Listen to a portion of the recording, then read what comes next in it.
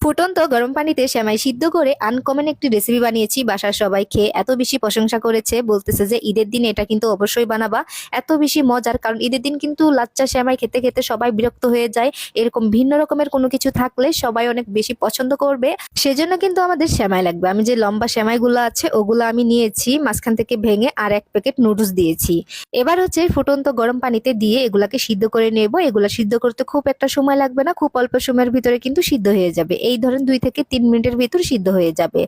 আর আমি সবসময় চেষ্টা করি ঈদের দিন ভিন্ন রকমের কিছু আইটেম রাখার জন্য, কারণ হচ্ছে সেমাইটা রান্না করলে সবাই খেতে চায় না, কারণ হচ্ছে যে ওইটা ওরকমই মানে থেকে যায়, টেবিল ভরা থেকে যায়, খেতে চায় না। কিন্তু ভিন্নভাবে যদি করা হয় সেটা কিন্তু সবাই একদম চেটেপুটে করে অনেক মজা করে খায়, আর এটা শেষও হয়ে যায়, নষ্টও হয় না।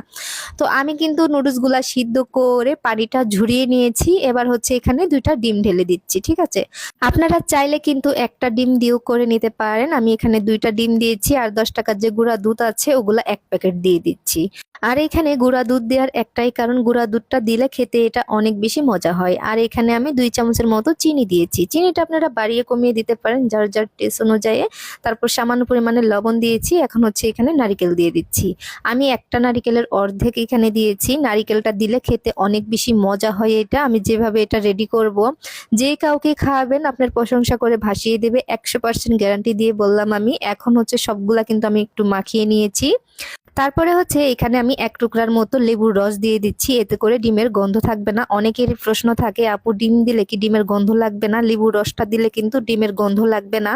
তো এখন হচ্ছে আমি মেখে নিচ্ছি। লেবুর রস যদি নাও দেন তারপরেও কিন্তু গন্ধ লাগবে না। তারপর আমি 1 কাপ মুড়ি দিয়েছি, মুড়ি দিয়ে মাখিয়ে তেলে ভেজে নিচ্ছি। এটা একটু আনকমন মনে হতে পারে, তবে যদি আপনারা বাসায় বানান তাহলে বুঝতে পারবেন এটা খেতে কতটা টেস্টি। তো এখন হচ্ছে আমি তেলে ভেজে নেব। চুলার আঁচটা অবশ্যই মাঝামাঝি রেখে ভেজে নিতে হবে একটু ধৈর্য সহকারে।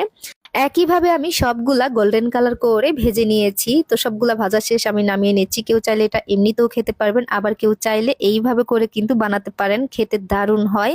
এক কথায় আপনাকে দিলে একটা খেয়ে আরেকটা চেয়ে নেবেন, এত মজার হয়ে থাকে। তারপরে হচ্ছে আমি 1/4 কাপ চিনি দিয়েছি একটা কড়াইতে। আমি চুলার আঁচটা একদম লো হিটে রেখেছি, এখানে কোনো রকমের পানি দেইনি। কিছুক্ষণ পরে দেখবেন এটা সুন্দর একটা কালার চলে আসছে, মানে হচ্ছে ক্যারামেল হয়ে গেছে। এখন হচ্ছে এখানে আমি গরুর দুধ অ্যাড করে দিচ্ছি। আমি এখানে 1/2 কেজি গরুর দুধ অ্যাড করে দিচ্ছি। তো প্রথম অবস্থায় এটা শক্ত হয়ে যেতে পারে, কোনো ভয় পাওয়ার কারণ নাই, জাল করার পর দেখবেন যে ঠিক হয়ে গেছে। আমি আরো 1 টেবিল চামচের মতো চিনি দিয়েছি, 2টা তেজপাতা দিয়েছি। আর এগুলা দেখেন এত পরিমাণে সুন্দর হয়েছে দেখতে, মানে একদম গোল্ডেন কালার হয়ে গেছে। তারপর হচ্ছে আমি বলক ওঠার সাথে সাথে দিয়ে 10 মিনিটের জন্য আমি ভিজিয়ে রেখেছিলাম। আর আপনারা কোন জায়গা থেকে ভিডিওটি দেখছেন অবশ্যই কমেন্ট করে জানাতে পারেন, যাতে করে আপনাদেরকে ধন্যবাদ দিতে পারি। ইউটিউব থেকে দেখলাম, আমার চ্যানেলটি সাবস্ক্রাইব করে রাখবেন যাতে করে সবার আগে আমার ভিডিওটি পেয়ে যান। আর এটা যে কি পরিমাণে লোভনীয় আপনাদেরকে বলে বোঝাইতে পারবো না। বাসায় যদি বানান তাহলেই বুঝতে পারবেন এটা খেতে কতটা পরিমাণের মজার হয়ে থাকে। সবাই অনেক ভালো থাকবেন, আজকের মতো এখানেই।